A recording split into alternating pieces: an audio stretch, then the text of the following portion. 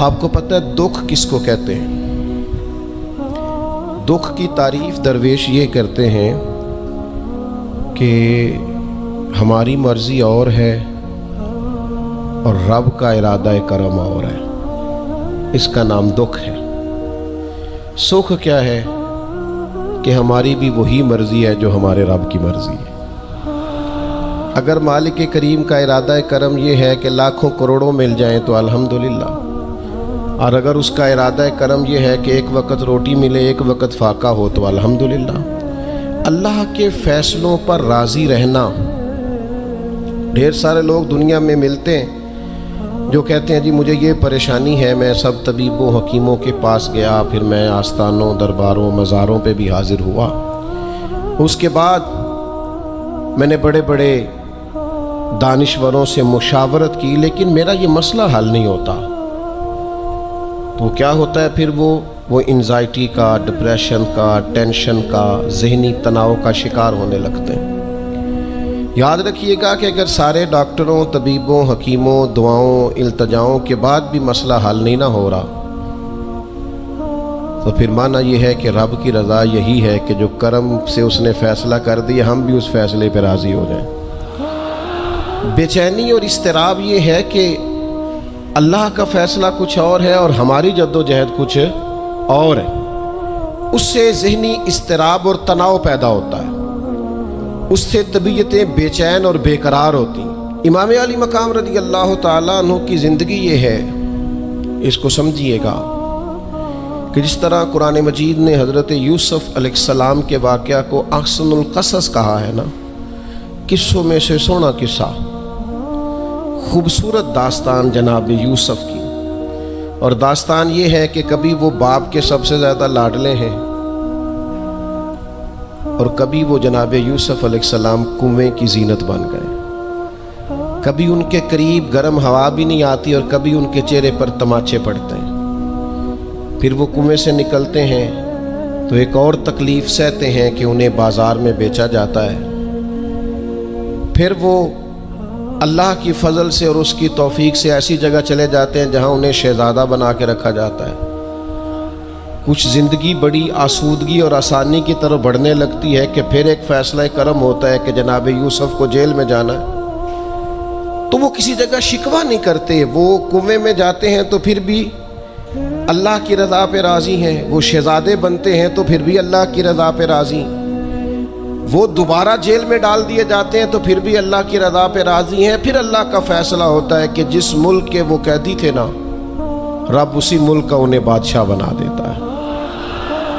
یہ انسانی زندگی کا ایک دستور ہے کہ آپ کو دکھ بھی آئیں گے، سکھ بھی آئیں گے، آزمائشیں بھی آئیں گی، تکلیفیں بھی آئیں گی، لیکن سکھوں کا معاملہ تو ہم بڑے لطف کے ساتھ اور ذائقے کے ساتھ گزارتے ہیں، دکھوں کی باری آتی ہے تو شدید اضطراب کا شکار ہو جاتے ہیں۔ بالکل یہی زندگی جناب امام حسین رضی اللہ تعالیٰ عنہ، آپ کبھی خوبصورت پہلوؤں پر غور کریں نا کہ امام علی مقام وہ ہیں کہ کبھی وہ سجدے کی حالت میں نانا کے کندھوں پہ ہیں اور کبھی حضور گلی سے گزر رہے ہیں تو حسنین نانا کے کندھوں پہ ہیں، کبھی کیفیت یہ ہے جناب امام علی مقام رضی اللہ تعالیٰ عنہ کی کہ وہ اپنی والدہ کے مقدس کاشانہ نور میں خاتون جنت کی گود میں کھیل رہے ہیں، کبھی مولا علی شیر خدا رضی اللہ تعالیٰ عنہ کی مقدس باہوں میں جھول رہے ہیں۔ یہ سارے نظارے انہوں نے دیکھے، لیکن پھر وہی حسین ابن علی تھے جنہوں نے کربلا کا خشک میدان بھی دیکھا، جنہوں نے وہ چٹیل پہاڑ بھی دیکھے، حق کے رستے میں اپنی اولاد کا قربان ہونا بھی دیکھا۔ کسی جگہ شکوہ نہیں کرتے، بلکہ وہ کہتے ہیں جس حال میں میرا رب رکھے میں اسی حال میں راضی ہوں۔ ہمارے ہاں یہ ہوتا ہے کہ ہم سکھوں کو تو یاد ہی نہیں رکھتے، ہمیں صرف تکلیفیں یاد رہتی ہیں، صرف آزمائشوں کو یاد رکھتے ہیں، مثبت پہلوؤں کو نہیں سوچتے۔ کوئی بھی کام آپ ہوتا ہوا دیکھ لیں گھر میں، خاندان میں، قبیلے میں، تو اس کے جو خوبصورت، معنی خیز، پروقار، اچھے پہلو، ان پر غور نہیں کریں گے۔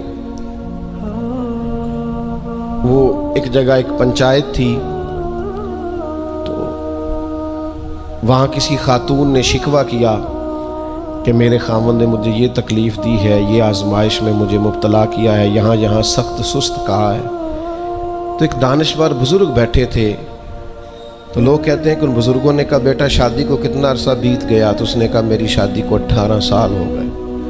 تو اس نے کہا یہ جو تم لڑائی فساد جھگڑا دنگا پریشانی بتا رہی ہو یہ تو ایک دن کا ہے، باقی 18 سالوں کی بھی بات بتاؤ نا۔ تم نے ایک دن کا جھگڑا تو یاد رکھا، اور اس ایک دن کے جھگڑے کے نتیجے میں آنے والی تکلیف کو بھی تم نے یاد رکھا، لیکن وہ جو 18 سال تمہارے اپنے شوہر کے ساتھ سکھی گزر گئے ان کا بھی تو تذکرہ کرو۔ تو کچھ دیر کی خاموشی کے بعد اللہ نے اس خاتون کے دل میں ٹھنڈک پیدا کی، اور وہ کہنے لگی میرے شکوے دور ہو گئے ہیں، اب میں انشاءاللہ کوشش کروں گی کبھی دوبارہ اپنے شوہر کی شکایت نہ کروں۔ اب بات کو سمجھیں، ہم اپنی زندگی کی صرف شکایتیں یعنی دکھ ہی ہیں صرف زندگی میں، وہ دعا کرتے جی میرے گھٹنے میں درد ہے، باقی جسم ٹھیک ہے نا ماشاءاللہ سارا، اس کا شکر بھی ساتھ ادا کریں۔ دعا کریں جی آج کل کاروبار نہیں چل رہا، تو اس سے پہلے ساری زندگی ٹھیک چلتا رہا ہے نا، اس کا شکر بھی ادا کر لیں۔ قرآن مجید فرقان حمید ارشاد فرماتا ہے اللہ کے بندوں کی شان یہ ہے کہ رضی اللہ عنہم ورضوا عنہ، یہ بڑا خاص پہلو ہے۔ اللہ فرماتا ہے کہ اللہ ان سے راضی ہے اور وہ بھی اپنے اللہ سے راضی ہے۔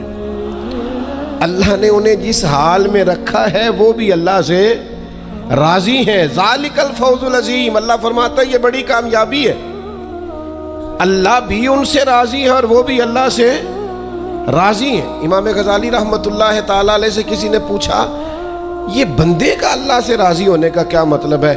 تو امام صاحب فرمانے لگے رب تو کریم ہی بڑا ہے، یتیم کے سر پہ ہاتھ پھیر دو راضی ہو جاتا ہے، وہ طوائف کتے کو پانی پلا دے تو مالک راضی ہو جاتا ہے، وہ تو مہربانی بڑا ہے، تم نے رو کے 2 آنسو بہا دیے وہ راضی ہو جاتا ہے۔ فرماتے بندے کا مسئلہ ہے، مسئلہ تو بندے کا ہے، یہ راضی ہوتا ہی نہیں، یہ ہر وقت شکوے کرتا ہے، ہر وقت شکایات کرتا ہے، ہر وقت اس کا ذہن الجھا رہتا ہے، ہر وقت کوئی نہ کوئی نئی چیز کا مطالبہ کرتا ہے۔ نبی رحمت نور مجسم شفیع معظم صلی اللہ تعالی علیہ وسلم ارشاد فرماتے ہیں تم نہ اللہ کے دیے ہوئے تھوڑے رزق سے راضی ہو جاؤ، وہ بھی تمہاری تھوڑی عبادت سے راضی ہو جائے گا۔ لیکن ہمارا حال یہ ہے کہ ہمیں سب کچھ چاہیے، اور نتیجے میں اگر کوئی خدمت کرنی پڑے، کوئی ڈیوٹی کرنی پڑے، کوئی کام کرنا پڑے تو اس کے لیے ہم تیار نہیں ہوتے۔ عزیز بھائیوں سمجھیے گا، غور فرمائیے گا، توجہ کیجیے گا اس بات پر کہ ہمیں ہر حال میں اپنے رب سے راضی رہنا۔ آزمائش آ جاتی ہے، دکھ آ جاتے ہیں، محنت پوری کریں، جد و جہد پوری کریں، جو کام آپ کرنے جا رہے ہیں اس کے لیے جتنے ضروری اسباب ہیں وہ جمع سارے کریں، لیکن نتیجہ اللہ پہ چھوڑ دیں، رزلٹ اپنی مرضی کا نہ مانگیں۔ یہ عقیدہ توحید یہ ہے کہ نتیجہ جو رب ہمارے لیے نکالے وہ نتیجہ ہمیں قبول ہونا چاہیے۔ درویش نے ایک جملے میں بات ختم کر دی، وہ کہتے ہیں دکھ قبول محمد بخشا، بس راضی رہن پیارے۔ اگر پیارے راضی ہیں دکھ دینے میں تو پھر ہمیں یہ دکھ قبول ہے، اور کئی دفعہ قبول ہے۔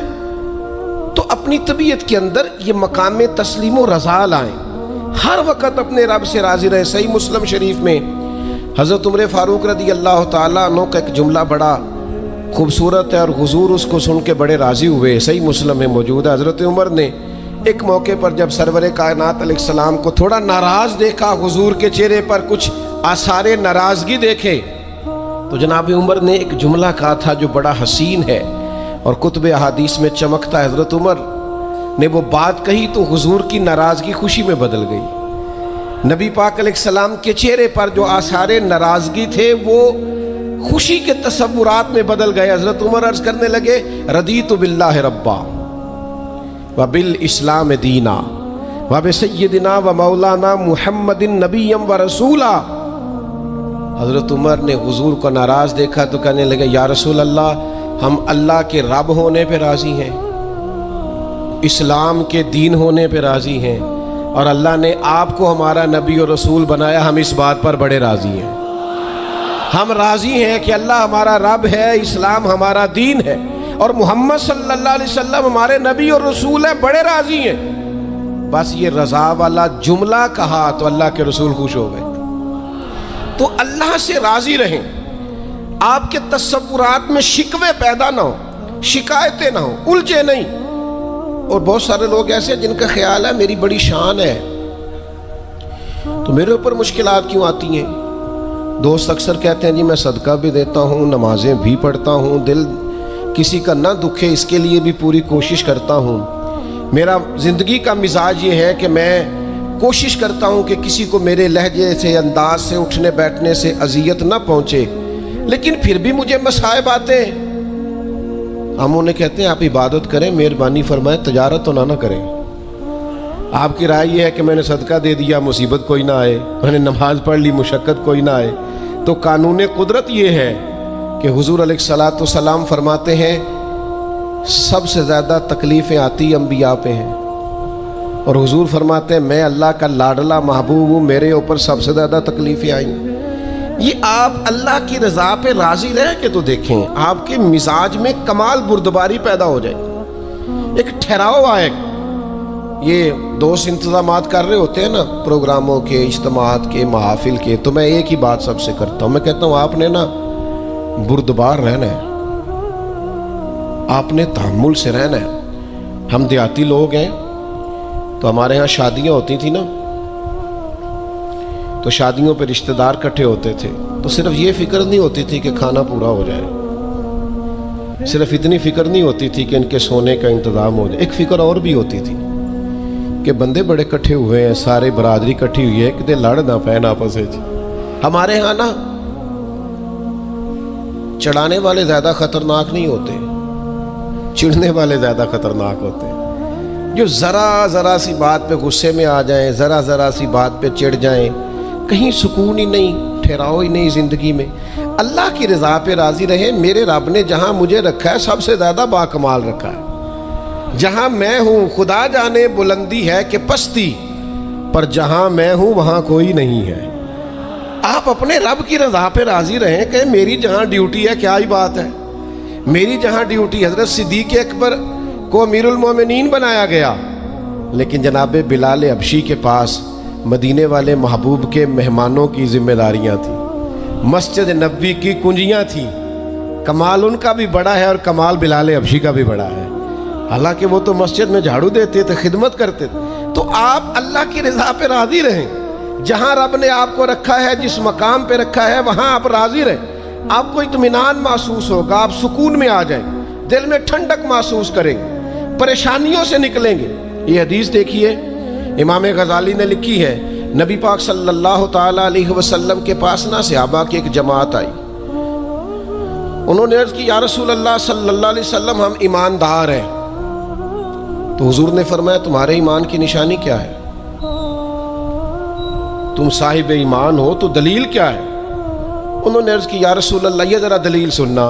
عرض کرنے لگے یا رسول اللہ مصیبت آئے تو صبر کرتے ہیں، نعمت ملے تو شکر کرتے ہیں، اور یا رسول اللہ رب جو فیصلے کر دے ہم اس پر راضی رہتے ہیں۔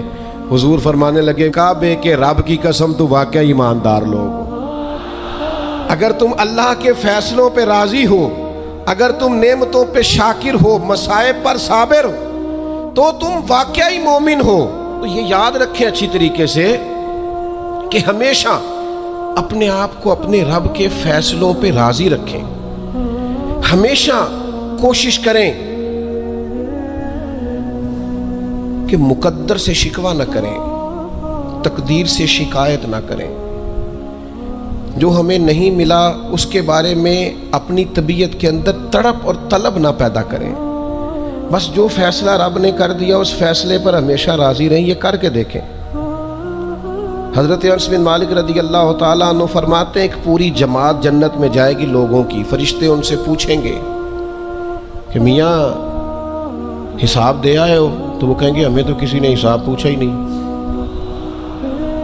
ان سے پوچھا جائے گا پل صراط دیکھی ہے؟ کہیں گے نہیں ہم نے تو نہیں دیکھی۔ ان سے پوچھا جائے گا کہ میزان عمل؟ تو انہوں نے کہا نہیں بالکل نہیں۔ تو کہا اچھا تم بڑے خاص لوگ ہو، دنیا میں کرتے کیا رہے ہو؟ تو کہیں گے کرتے کچھ بھی نہیں تھے، رب کے فیصلوں پہ راضی رہتے تھے۔ اور طبرانی میں ایک روایت ایسی بھی موجود ہے کہ حضور فرماتے ہیں رب کہتا ہے جس نے میرے فیصلوں پہ راضی نہیں رہنا وہ رب کوئی اور ڈھونڈ لے۔ اگر تم میرے فیصلے پہ راضی ہی نہیں ہو، او بھائی میں اپنے ادارے کا سربراہ ہوں، جو میرا فیصلہ نہیں مانے گا وہ نکلے گا ادارے سے۔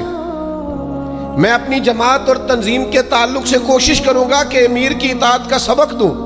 اگر کوئی نظم و ضبط درست نہیں کرے گا، یہ ایک حال ہے یہاں کے جو مینجمنٹ کے کام ہیں، معاملات ہیں، ایک سربراہ آپ نے بنایا ہوتا ہے، اب اس کی اگر بات نہیں مانے گا کوئی ورکر، کوئی کام کرنے والا، تو یقیناً وہ کہیں گے کہ میاں آپ بات نہیں مان رہے، تمہارا نظم و ضبط خراب ہوتا ہے، لہذا اگر آپ نے ہمارے نظم کے اندر نہیں رہنا تو آپ نکل جائیں۔ تو اللہ کے فیصلوں کو جو لوگ تسلیم نہیں کرتے، اللہ کے فیصلوں کو جو لوگ تسلیم نہیں کرتے، یقیناً وہ کمزور ہو جاتے ہیں۔ آج بڑے لوگ ہیں جو وظیفے پوچھتے ہیں، اللہ کیسے راضی ہوگا؟ بتاؤں وظیفہ آپ کو؟ امام غزالی لکھتے ہیں کہ حضرت موسیٰ کلیم علیہ السلام نے اللہ کے حضور عرض کیا، مالک میری قوم پوچھتی ہے تو کیسے راضی ہوگا؟ ہم تجھے راضی کرنا چاہتے ہیں تو کیسے راضی ہوگا؟ تو حضرت موسیٰ علیہ السلام سے رب کریم نے فرمایا، ان سے جا کے کہہ دو کہ مجھ سے راضی ہو جائے، میں بھی ان سے راضی ہو جاؤں گا۔ یہ اپنے رب سے راضی رہیں، جو رب ان کے لیے فیصلہ کرے۔ وہ حضرت سفیان ثوری دعا مانگ رہے تھے نا، یا اللہ راضی ہو جا، یا اللہ راضی ہو جا، یا اللہ راضی ہو جا۔ تو حضرت رابعہ بصریہ رحمۃ اللہ علیہا بھی پردے کے پیچھے بیٹھی تھیں، تو جب انہوں نے بہت زیادہ اس دعا پر اصرار کیا نا، یا اللہ راضی ہو جا، تو پردے کے پیچھے سے بول پڑی، کہنے لگی سفیان اب کچھ اور نہ مانگے، اللہ سے آگے نہ چلے۔ جناب سفیان کہنے لگے میں دعا ہی کر رہا ہوں کہ یا اللہ تو راضی ہو جا۔ تو فرمانے لگی پہلے اپنے دل پہ ہاتھ رکھ کے بتائیں آپ اللہ سے راضی ہیں؟ آپ تو کہتے ہیں یہ ہے تو یہ نہیں ہے، کبھی یہ بھی مل جائے نا، اگر آپ ناراض نہ ہوں تو۔ پہلے خیال تھا ایک سواری مل جائے، چاہے موٹر سائیکل ہی ہو، مل گئی، اب بڑے پریشانی ہوتی ہے، کبھی 4 ٹائروں والی ہوتی نا، وہ بھی مل گئی، دے دی، طلب ہی یہ تھی۔ اب خیال آتا ہے کبھی تھوڑی سی بڑی مل جائے نا، وہ بھی مل گئی۔ اب جن کی ذرا گاڑیاں اونچی ہیں، ٹائر چوڑے ہیں، وہ پریشان کرتے ہیں، تو بندہ تو روک ہی نہیں رہا کہیں۔ تو حضرت کلیم سے رب نے فرمایا ان سے کہو مجھ سے راضی ہو جائے، میں بھی ان سے راضی ہو جاؤں۔ لیکن ہماری طبیعت کی بے چینی، ہمارے مزاج کی بے قراری، ہمارے لب و لہجے کا وہ عالم کہ ہم خوش نہیں ہوتے۔ ڈھیر سارے لوگ ہیں، آپ کچھ بھی کر لیں، کچھ بھی گھر میں لے آئیں، کچھ بھی ہو جائے، کتنی بھی نعمت مل جائے، ان کا مزاج اس طرح کا بن جاتا ہے، خوش نہیں۔ میں اکثر دوستوں سے کہتا ہوں کہ بعض دوست ایسے ہیں جن کا انداز اس طرح کا ہے کہ ان کو کوئی بھی نعمت مل جائے تو ان کی طبیعت سکون پذیر نہیں ہوتی۔ حضرت عبداللہ ابن عمر رضی اللہ تعالیٰ عنہ صحابہ میں سے بڑے صالح آدمی ہیں، نیک آدمی ہیں، حضرت عمر کے صاحبزادے ہیں، اور اللہ کے حبیب علیہ السلام نے فرمایا یہ بڑے نیک ہیں۔ تو سیدنا عبداللہ ابن عمر رضی اللہ تعالیٰ عنہ کے نا ایک صاحبزادے بیمار تھے۔ یہ جو بچے بیمار ہوں یا کسی تکلیف میں ہوں تو یہ ماں باپ کو بڑا بے چین کر دیتے ہیں۔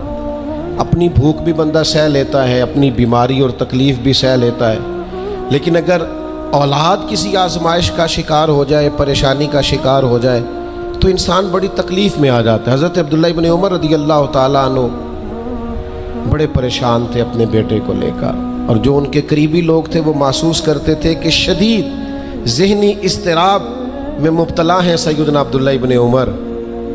اللہ کا فیصلہ ایک کرم آیا اور ان کے صاحبزادے کا وصال ہو گیا۔ جب ان کے صاحبزادے وصال کر گئے نا تو ظاہر ہے کہ بیماری سے بڑا غم تو صاحبزادے کا انتقال کر جانا ہے۔ تو جنازے کے لیے جو لوگ آئے اور اس کے بعد جو تعزیت کے لیے لوگ آئے، وہ کہتے ہیں ہم نے جناب عبداللہ ابن عمر کو بڑا مطمئن دیکھا، ہم نے دیکھا کہ بیٹے کے انتقال کے بعد ان کی طبیعت میں ایک ٹھہراؤ آ گیا، اور وہاں آنے جانے والوں کو بڑے اطمینان سے، بڑی محبت سے ملتے، ان کا انداز بڑا منفرد ہو گیا۔ ایک صاحب نے پوچھ ہی لیا کہ جناب آپ پہلے بڑے بے چین تھے، اب آپ کی طبیعت میں بڑا ٹھہراؤ آ گیا، وجہ کیا ہے؟ تو حضرت عبداللہ ابن عمر فرمانے لگے جب تک وہ بیمار تھا میری ذمہ داری تھا اور میں بے چین تھا۔ فرمایا میرے رب کا فیصلہ کرم آ گیا ہے اور وہ میرے رب کے حضور حاضر ہو گیا ہے۔ گویا اب جس بارگاہ میں گیا ہے وہاں رحمت ہی رحمت ملے گی، وہاں کرم ہی کرم ملے گا۔ اب میں مطمئن ہو گیا ہوں کہ اللہ کی رحمتیں قبر میں اس کا استقبال کریں گی، جب تک میری ڈیوٹی تھی تو میں پریشان تھا، بے چین تھا، بے قرار، اب تو حاضر بارگاہ ہو گیا اور میں اپنے رب کی رضا پہ راضی ہوں۔ جب تک اللہ نے چاہا بیٹا میرے پاس رہا، اور جب اللہ نے چاہا اللہ نے اسے اپنی بارگاہ میں بلا لیا۔ میرے بھائیوں یاد رکھیے گا، ہمیشہ اس بات کو اپنے ذہن میں بٹھائیے گا کہ زندگی کے اندر کبھی بھی اللہ کے فیصلوں پر شکوہ کرنا اور اللہ کے فیصلوں پر اظہار ناراضگی کرنا معاذ اللہ، اس سے اپنے دامن کو ہمیشہ بچا کے رکھیں اور پناہ میں رکھیں اپنے دامن کو کہ کبھی بھی انسان اس طرح کا نہ ہو جائے۔ میں دیکھتا ہوں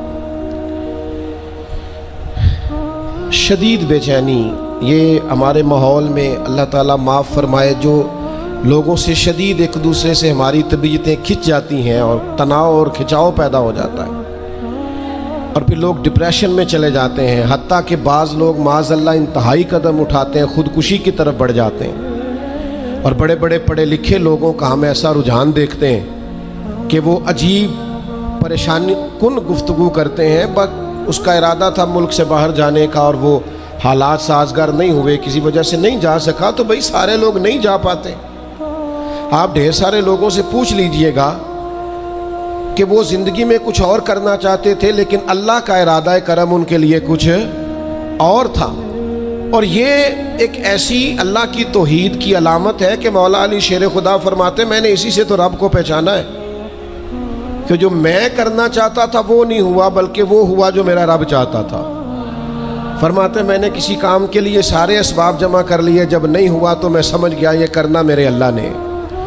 تو میرے عزیز، یہ تو اللہ کی بہت بڑی اس کے ہونے کی علامت ہے کہ آپ اس کی رضا پہ راضی رہیں۔ حضرت ابن وقاص رضی اللہ تعالیٰ عنہ بڑے مستجاب الدعوات تھے،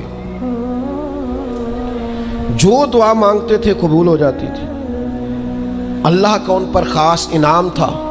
اور یہ بات بڑی مشہور ہو گئی، دور دور سے لوگ ان کے پاس دعائیں کرانے آتے تھے، خود وہ نابینا تھے، بینائی نہیں تھی۔ تو کچھ لوگوں نے ان سے کہا کہ آپ اپنے لیے بھی دعا کر لیں، تو فرمانے لگے میرے رب نے بڑا عرصہ مجھے آنکھوں کا نور عطا کیا ہے، اب وہ لے گیا ہے تو میں اپنے رب کی رضا پہ راضی ہوں۔ اب اس میں ہوتا کیا ہے؟ دکھ اور تکلیف اور اللہ کے فیصلے پہ راضی رہنے میں نا ایک خاص لذت بھی ہے۔ صرف سکھوں کا مزہ نہیں ہوتا، دکھوں کا بھی مزہ ہوتا ہے۔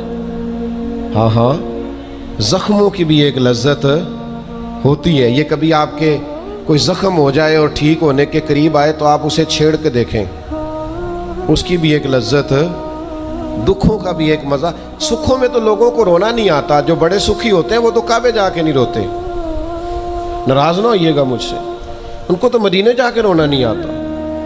یہ دکھ ایک ایسی چیز ہے جو بندے کے دل کو نرم رکھتے ہیں۔ یہ آزمائش ایک ایسی چیز ہے جس میں نفسانی قوتیں ختم ہوتی ہیں۔ کوئی نہ کوئی آزمائش انسان کے ساتھ رہے تو اللہ کے حضور حاضر رہتا ہے۔ دکھوں کو، بیماریوں کو، تکلیفوں کو کبھی بھی برا نہیں جاننا چاہیے۔ یہ تو انسان کو اللہ کے قریب کر دیتی ہیں، دلوں کو نرم کر دیتی ہیں۔ جن کو ہم بعض اوقات بڑی آزمائش سمجھ رہے ہوتے ہیں وہی تو خیر بن جاتی۔ حضرت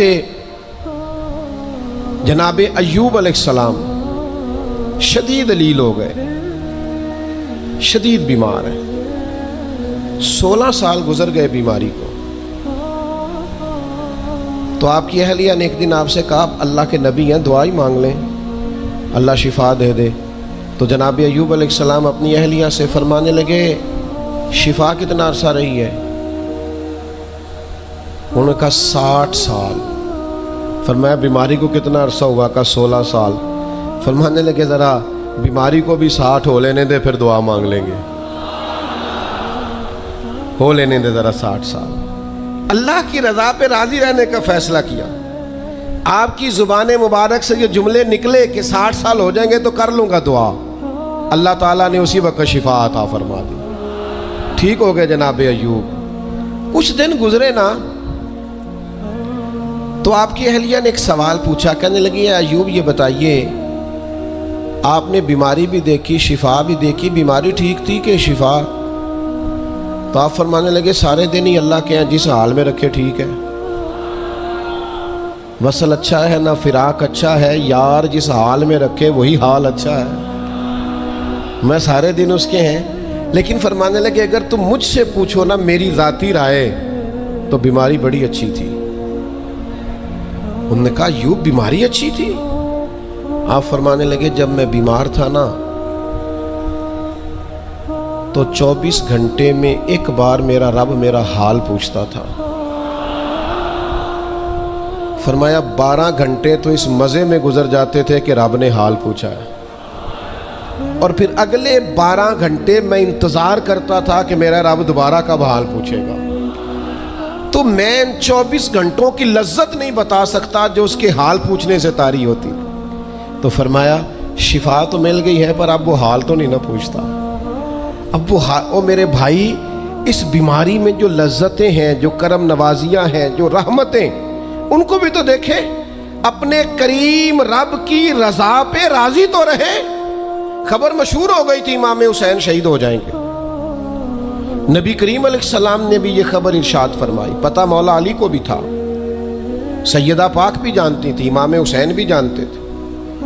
یہ خبریں رہی ہیں نا، حضرت صدیق اکبر کھڑے ہیں، جناب عمر کھڑے ہیں، حضرت عثمان کھڑے ہیں احد پہاڑ پر، تو پہاڑ ہلنے لگا۔ آپ دیکھیے نا صحیح حدیث میں موجود ہے۔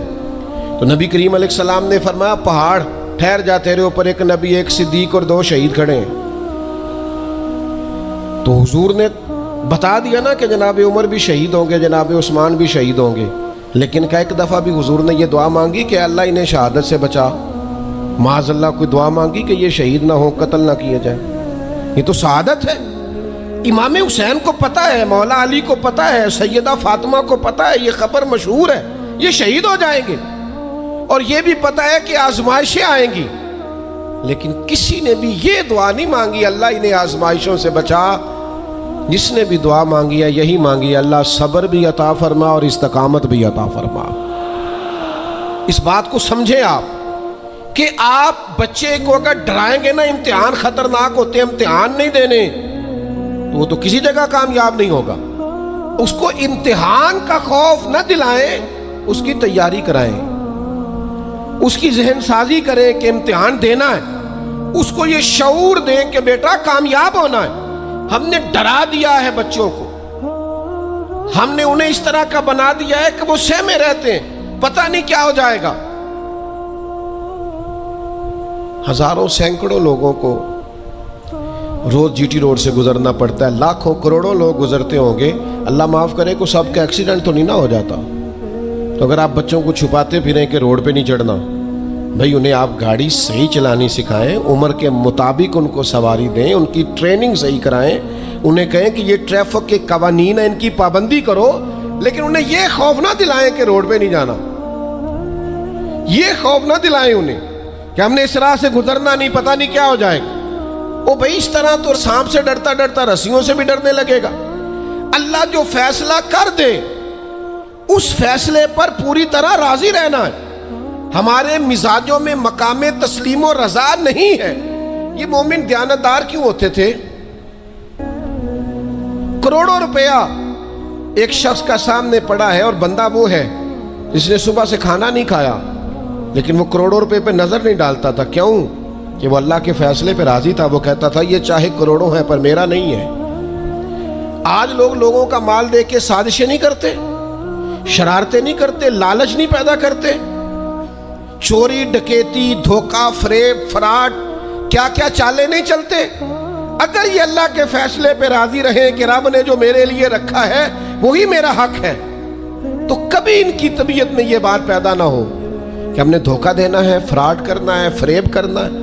آپ مقام میں تسلیم و رضا پہ آ جائیں۔ ڈھیر سارے لوگ ہیں جو جہاں کھڑے ہیں وہاں راضی نہیں، سامنے والا انہیں بڑا خوش نظر آتا ہے، بڑا خوش کہ یار میں بڑی تکلیف میں ہوں، یہ فلانے شعبے والا بڑے سکون میں ہے۔ تو بھائی کبھی اس سے بھی تو پوچھ کے دیکھنا، اس سے پوچھ، وہ کہے گا جتنے کانٹوں پہ میں بیٹھا ہوں دوسرا ہے ہی کوئی نہیں۔ ہم جو کام کر رہے ہوتے ہیں نا اس کام کا مزہ نہیں لیتے، ہمیں وہ کرنا ہے جو سامنے والا کر رہا ہے۔ بھائی آپ جو کر رہے ہیں اس کو مزہ لے کے کریں، مقام تسلیم و رضا پہ رہیں۔ وہ جو سامنے والا کر رہا ہے اللہ نے اس کی ڈیوٹی لگائی ہے وہ کرے گا۔ اور یہی بات یہاں تک پہنچ جاتی ہے کہ ہمیں سب کا پتہ ہوتا ہے کون کیا کر رہا ہے، اپنا نہیں پتہ ہوتا، کیونکہ ہم وہ چاہتے ہیں جو ہمارا حق نہیں، اس طرف بڑھتے ہیں جو ہمارا نصیبہ نہیں۔ تو اچھی طرح اس بات کو اپنے ذہن میں بٹھائیں کہ اللہ کے فیصلوں پہ راضی رہنا، اللہ کی رضا پہ راضی رہنا، اپنے رب سے ہر وقت راضی رہنا، یہ بندہ مومن کی شان ہے۔ اگر اللہ کے فیصلوں پہ راضی رہو گے نا تو زندگی میں اتنا سکون آ جائے گا، اتنا اطمینان آ جائے گا، لہجوں میں اتنا ٹھہراؤ آ جائے گا، آپ کو محسوس ہوگا کہ آپ کی شخصیت سنجیدہ ہو گئی ہے، وزادار ہو گئی ہے، آپ کے مزاج کے اندر ایک اللہ تعالیٰ نے خاص کمالات رکھ دیے۔ لیکن اگر آپ یہ نہیں کریں گے، اللہ کے فیصلوں پہ راضی نہیں رہیں گے، تو پھر آپ نتیجہ اس کا دیکھ لیجئے گا، ہر وقت کی بے چینی، بے قراری، الجھاؤ اور طبیعت کے اندر اضطراب، یہ آپ کو بے چین رکھے گا۔ ہم اپنی زندگی میں اگر تھوڑا سا یہ والا فیصلہ لے آئیں، آپ دیکھیں نا، انداز دیکھیں، 14 لوگ شہید ہو گئے تھے بدر میں، ان میں سے تو کوئی کسی صوبے کا گورنر نہیں بنا، انہوں نے تو مکہ کو فتح ہوتے نہیں دیکھا، انہوں نے تو روم کو، یمن کو، شام کو فتح ہوتے نہیں دیکھا۔ لیکن یاد رکھیے گا، ان 14 لوگوں کا خون بنیاد بنا تھا کہ اللہ نے اسلام کو طاقتیں اور قوتیں عطا فرمائی۔ وہ اللہ کے فیصلوں پہ راضی تھے کہ آپ نے یہاں جان دینی ہے، انہوں نے پیش کی۔ بعد میں عروج آیا، کمال آیا، اذا جاء نصر اللہ والفتح، اللہ نے مدد کی، فتح آ گئی۔ لیکن ان لوگوں نے اس وقت یہ فیصلہ کیا کہ ہمیں اللہ کی رضا کے لیے ڈٹنا ہے، کھڑے ہونا ہے۔ تو سب لوگ، میں اکثر کہتا ہوں، یہ تحریک ختم نبوت پر لوگ کلام کرتے ہیں تو قائدین کا، علماء کا نام لیتے ہیں، میں کہتا ہوں بالکل ٹھیک ہے، ان لوگوں نے بڑی خدمات سر انجام دی، لیکن جو ان کے پیچھے لوگ تھے، جو کوششیں کرتے رہے، جو عوامی طاقت تھی، ان سب کی ہمتیں بھی شامل ہیں۔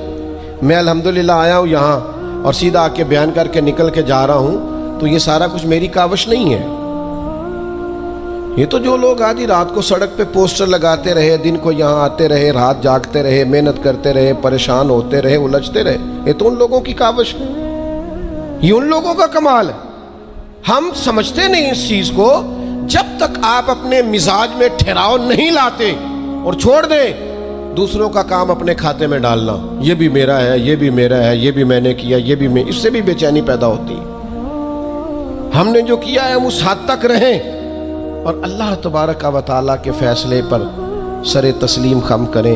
یقین کرو، اللہ کا فیصلہ کیسے ماننا ہے، اس کی اگر کسی نے صحیح تصویر دیکھنی ہے تو واقعہ کربلا کو دیکھیں۔ یعنی کائنات کے وہ لوگ جن کا خاندان بھی سب سے اونچا ہے، حسب بھی سب سے اونچا، نسب بھی سب سے اونچا، کمال بھی سب سے اونچا، وزاداری بھی سب سے اونچی، علم، فضل، شہرت، عزت، وقار، شرافت، نجابت، ہر چیز میں وراء الورا ہے، لیکن ان کی کیفیت میرے عزیز یہ ہے کہ امام علی مقام کے سامنے ان کی ساری اولاد شہید ہو گئی۔ یہاں نہ اس اتنے بڑے مجمع میں کسی کی کٹی ہوئی انگلی پھینک دی جائے نا، انگلی کا ٹکڑا، انسانی انگلی کا، تو لوگ خوف سے بھاگ جائے۔ ہم باتیں سن لیتے ہیں، کر لیتے ہیں، ہم سمجھتے نہیں کہ یہ کتنا عجیب منظر ہے۔ آپ یہ بات سمجھ سکتے ہیں کہ حضرت عباس کے بازو کٹے، پورے بازو کاٹ ڈالے گئے تو کیسا منظر ہوگا؟ اور امام حسین کا سر کاٹ کے نیزے پہ لگا دیا گیا، باقی جسم اتھر کربلا میں پڑا ہے، اور سر بھیج دیا گیا دمشق میں، تو کیسی منظر کشی ہوگی۔ لیکن امام حسین سے لے کر جناب زینب تک، اور امام حسین سے لے کر امام زین العابدین تک، آپ کو جو بندہ بھی ملے گا رب کی رضا پہ راضی ملے گا، کسی جگہ وہ شکوہ کرتے نظر نہیں آتے۔ وہ سمجھتے ہیں یہ ہمارے رب کی مرضی، ہم اس پہ راضی ہیں، جب تک نانا کے کندھوں پہ تھے تب بھی راضی ہیں، اور جب گھوڑے کی پشت پہ ہیں تب بھی راضی ہیں، اور جب مدینے سے پردیسی ہو کے نکل رہے ہیں پھر بھی راضی ہیں، اور جب سر کاٹ کے نیزے پہ لگا دیے گئے ہیں تب بھی راضی ہیں۔ ہر حال میں اللہ کی رضا پہ راضی، رضی اللہ عنہم ورضوا عنہ، وہ اللہ سے راضی ہیں اور اللہ ان سے راضی ہے۔ کوشش کرنی ہے کہ اپنے بچوں کو واقعہ کربلا اس انداز میں سنایا جائے کہ ان کے اندر جرت پیدا ہو، جرت اظہار پیدا ہو، حق کا جذبہ پیدا ہو۔ امام حسین کی شہادت اس لہجے میں کبھی نہ سنیں نہ بیان کریں کہ جس سے کوئی کمزوری اپنی طبیعت میں پیدا ہو۔ امام علی مقام رضی اللہ تعالیٰ عنہ کا نام جرت کی علامت۔ امام حسین کا وہ کسی نے کہا تھا سناؤ اپنے بچوں کو کہانی خیبر و خندق کی، علی کی بات سن کر دلوں سے ڈر نکلتے ہیں۔ خوف دور ہوتا ہے مولا علی کی باتیں سن کر۔ تو اپنے دلوں کے اندر یہ جذبہ اپنے بچوں کو لائیں۔ اور پھر میں آپ کی خدمت میں ایک آخری بات یہ بھی عرض کروں گا جسے کبھی نہ بھلائیے گا۔ سیدنا امام حسین رضی اللہ تعالیٰ عنہ کی زندگی کا یہ خوبصورت پہلو آپ نے کبھی نہیں بھلانا، کبھی نہیں چھوڑنا کہ حق کے راستے میں آپ اکیلے بھی ہوں، آپ کے پیچھے لاکھوں ہزاروں لوگ نہ بھی ہوں تو حق پھر بھی حق ہوتا ہے۔ ہمیشہ کثرت جو ہوتی ہے وہ صداقت کی دلیل نہیں ہوتی۔ ہم نہ سیاسی بیان بازی کرتے ہیں کہ جو سودا مارکیٹ میں بکتا ہے وہی بیان ہم بھی دے دیتے ہیں، حق نہیں بولتے۔ ہم تو اپنے گھر میں حق نہیں کہتے، اپنے محکمے میں حق اور سچ نہیں کہتے، اپنے عزیزوں میں سچی بات نہیں کرتے۔ کیوں کہ ہم ہر طرح سے ڈپلومیس ہوتے ہیں کہ میں لوگوں کی گڈ بک میں رہوں۔ یہ انداز درست نہیں ہے۔ آپ سچی بات کر دیں، اثر اس میں اللہ پیدا کر دے گا۔ اللہ تعالیٰ آپ سب کا آنا قبول کرے۔